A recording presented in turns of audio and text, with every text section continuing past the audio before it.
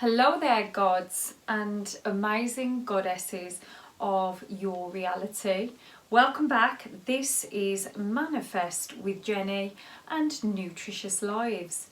There's a fly flying around in here, guys, so it might distract me. It's a big one. Not that I've got an aversion to flies, or should I say I'm not scared of flies, but it is very, very noisy maybe, so maybe you might pick up this buzzing around. So it's been a little while since I've done a video in the studio, but here we are. So it's lovely to be back putting out a video for yourself. Today's topic is about what's the mirror and what we mean by the energy that's being mirrored. It took me a long time to understand what this actually was. What do you mean it mirrors? How does a mirror mirror? You know, it's even when you kind of understand what the mirror is, it's again like intellectualized, and then you need to put it into practice. So what it means to me and what I understand now when it comes to the mirror, it's not what we want, it's who we are that matters. So I mean, I don't want to be too blunt, and I'm not trying to make anyone, I don't want to trigger a response, but I think sometimes there's no other ways to manoeuvre around the message other than to create the trigger, because I'm not in control of other people's triggers. I can only speak authentically about my own life and my own experiences, and that is going to trigger some people because we can't win them all, guys. Like in life, we're gonna naturally trigger other people without, or even with being authentic, loving and caring. That's gonna be triggering to some people. So there's no way I can shirt around talking about this subject without it being quite triggering in nature in general. And I do really want to stress, and this is why sometimes we have to use not harsh terms, but we have to be not even realistic. It's the law, and the law is the law unto itself. The law of assumption and the spiritual laws are unlike any other law in the land. Anything that we've ever can recognise and realise with the narrative that has been supported through the schooling system, through the way that we teach our children, the way we're taught in this 3D existence, meaning this plane that we are manoeuvring ourselves with our senses, right? And even that's quite complex, but with our 5 senses, with our touch, with our smell, with our sight and all the rest of it, this is how we can read things within this 3D realm. And what I'm talking about when it comes to the mirror, I'm talking about the mirrored response from the 4D. So from the quantum field, from the field of pure potentiality, right, which is infinite, endless. It's quantum, right? It's just I don't even know the words that I can. It's vast. It's so vast. I can't even use the right words. But these are the laws that I'm talking about, and this is why our limited ego perspective finds these things extremely hard to grasp. And it's a ritual, it's a showing up, it's a persistence, a patience, a pulling back, an energy force, and then it's polarity. It's a polarity. But that being said, the mirror, and what I want you to understand, is who you are. For example, when I was in the early days of my journey, of my spiritual journey, of my manifestation journey, I wished, I got on the prayer mat, right, for example, and I prayed, affirmation, please give, I want, please give me, I want it, please allow me to have this. And this is the way that we start. But now, because I've progressed on and the mirror is showing me something else, the mirror is showing me this is who you are. I don't need to beg for my desires because I am that. I am that what I desire. And this is what we need to really understand en route. And even then, by using the words, people will be like, well, I don't understand how to be that, Jen. But we have to walk into these moments, and this is what I'm talking about when I talk about triggering words, because we can't do this overnight. This isn't a limited belief. This isn't me telling you you can't have your desires.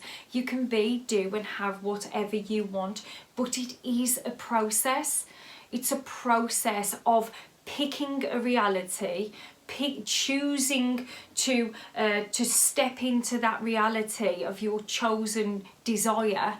But it's a time that we can't manipulate ourselves. We can't just say we want it and then expect the universe to just bend to our will that way. This is what I always talk about in terms of co-creating. We don't have a choice with the time. We only have a choice with sticking with what we want, brazen impotence, right? And even when the 3D is showing us something different, we need to keep picking that reality, and that is the mirror. The mirror is you are given what you are, not what you desire. You have to align, you have to step in to that version of yourself to fully allow for that desire to come to you. That means I have to start acting as if. And I don't mean from that false space, you know, I'm not from the everything's okay guys, like everything's falling apart but I'm okay. It doesn't work. It doesn't work. The mirror is your subconscious, your energy, everything in, because we can't lie to our subconscious, guys. There's no way around it. There's no lying. The subconscious and the spiritual law is, it's all seeing, it's all knowing. So why are we lying? Why are we pretending that we're okay when we're not? These are circumstances that we have to walk through. We're gonna be unsure because we've never been that version of ourselves. We're gonna be shaky. We're gonna say, is this actually working? Because I've never known this. If I step beyond this, is this gonna bring my desires? Am I sure? No, we're not. But we have to stick and choose it anyway. Even in the moments where it's shaky, even in the moments where we're doubting sometimes.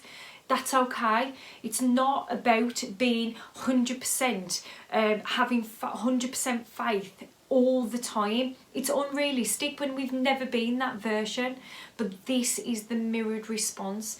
The mirror response wants you to keep picking it anyway.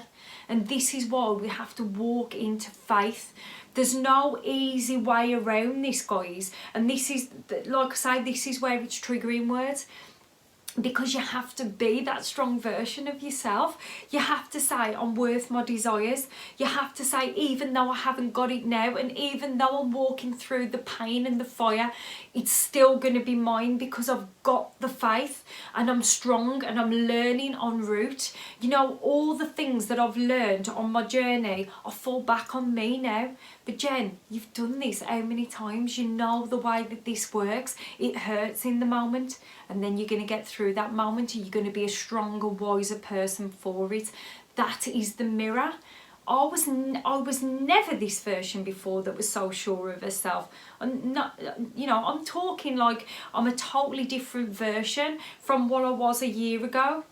And now I know that in a year's time, I'm going to be a totally different version again. That's the mirror. The mirror is that I see my worth now, guys. I know it because I've done the shadow work, I've done the internal work, and now I know for certain manifestation, your desires are promised to you, guys. But you have to stick in there. You have to allow the mirror, the time for the mirror to take effect, right? You have to be that you want. You have to go first. Just try to keep saying this to yourself in the doubtful moments. I have to go first. It hurts in this moment. It feels like I'm not going to get my desire, but I'm going first because that is the law. And we don't make up the rules for the law. The law is the law of vibration. You need to give your reality time to catch up. I go first. Keep repeating it to yourself. I go first, even when I don't know what the future is, even when it's hurting me internally and I'm feeling these somatic experiences and emotions that I don't like. Even still, I'm still gonna walk into the new version of myself. So anyway, that was a bit of a psyching up. Come on, we can do this, guys. Don't give up on yourself and your life and your desires. Don't give up on you. You're worth it. You're worth it. Even when it's hurting, I understand it. Reach out to a coach like me who gets it, who's done the work, who's doing the work, who's not perfect, who messes up all the time, who uses the wrong words and falls over my feet. And I'm so accepting of me now. If I fall over my feet, I'll laugh at myself and get back up and probably do it again. And I don't care. I'm not perfect, guys. We haven't got to be perfect at this. So I'm sending you lots of love. Very passionate. I'm in my dark feminine at the minute, guys. That's another one that I'm on that I'm going to do. But I'm really embracing my dark feminine because she's all the passion that I need to propel me forward into my next stage. Will I always need my dark feminine? Maybe not. I would like to think that I'll be able to fall back very safely into my light feminine when I'm more progressed on this journey.